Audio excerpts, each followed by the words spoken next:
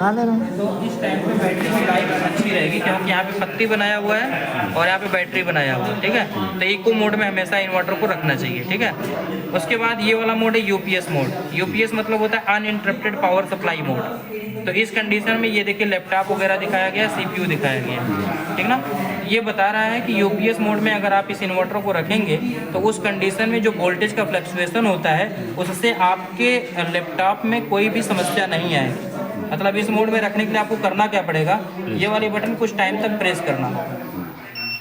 ये वाला mode activate हो गया। ये दोनों एक साथ नहीं हो रहा है। हाँ, दोनों एक साथ नहीं हो रहा, ये ठीक है। एक ही है। हाँ, ये वाला एक्टिवेट हो गया तो इसका मतलब कि आप कोई लैपटॉप या कोई ऐसी मशीन चला रहे हैं जिसमें वोल्टेज का अप डाउन नहीं चाहिए, ये एकदम सिंपल वोल्टेज भेजेगा, ठीक है। इस टाइम पे अगर मान लीजिए खंबे से तार हिल डुल रहा है ना, खंबे से तार हिल डुल रहा है तो सप्लाई आ रही है, जा रही है, तो उस कंडीशन में ये इन्वर्टर क्या करेगा जानते हैं, ये कहेगा कि हम खंबे की सप्लाई लेंगे ही नहीं, हम अपनी बैटरी वाली सप्लाई ले लेंगे और आउटपुट में एक सिंपल सा वोल्टेज दे देंगे।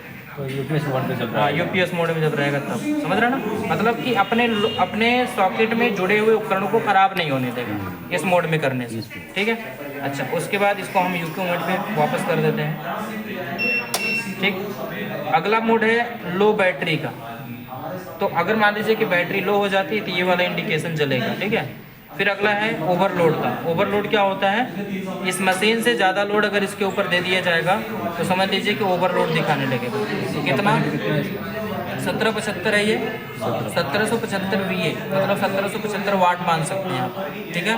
तो ये जो स्टिकर लगा हुआ है हो सकता है इसके स्टिकर के बराबर में आप लोड ना दे पाएँ।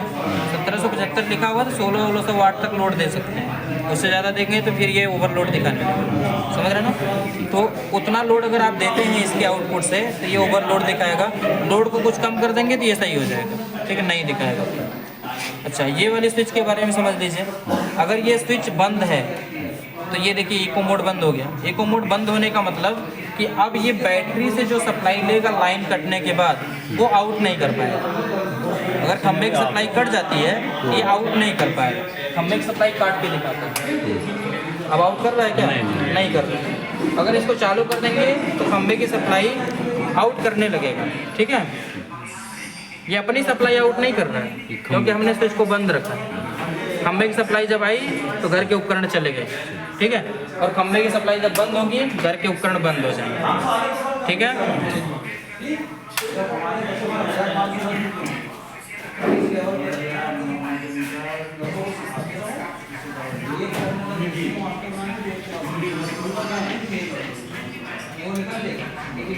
ठीक है, इतनी बात समझ में आ गई। अगर इसको हम चालू करके रखते हैं तो उस कंडीशन में कंडीशन में खंबे की सप्लाई कटेगी तो भी ये चालू रहेगा, सारे बल्ब जलते ही रहेंगे, कोई बंद नहीं हुआ। ये तो सब यूपीएस वाला सीन है, वही चीज़ ना। इस स्विच से क्या फर्क पड़ा, इस स्विच से प्रभाव क्या पड़ रहा है जानते हैं, ये चालू रहेगा। इस स्विच से प्रभाव ये पड़ रहा है कि जब ये अपने ऊपर डिपेंडेंट हो रहा है तो स्विच के ऑफ होने की वजह से सप्लाई को आउट नहीं करेगा, ठीक ना। और अगर ये स्विच ऑन है तो उस कंडीशन में खंबे की सप्लाई है तो भी सारे उपकरण काम करेंगे और खंबे की सप्लाई कट जाती है तो भी इसके थ्रू सारे उपकरण काम करेंगे। क्लियर है ना। चाहिए स्विच के बारे में यूपीएस मोड मतलब चेंज करने के लिए क्या कोई बटन यही मेन बटन है, इसी से दबा के ना कर सकते हैं। कुछ में पीछे बटन होता है, ठीक है, उस पर लिखा रहता है, ऊपर में इको नीचे में यूपीएस लिखा रहता है, उसको चेंज कर देंगे तो हो जाएगा, ठीक है। इसमें इसी बटन से हो रहा है, ठीक। हर एक इन्वर्टर अपना अपना फंक्शन अलग बनाता है ना। अब आपको ये बताना है कि अगर मान लीजिए आपको ये जानना है कि इन्वर्टर हमारा सही है कि नहीं सही है, मतलब बैटरी को वोल्टेज भेज रहा है कि नहीं भेज रहा है, या फिर बैटरी ख़राब है कि सही है, ये चीज़ जानना है। तो इसके लिए आपको मीटर को डीसी वोल्टेज पे सेट करना पड़ेगा।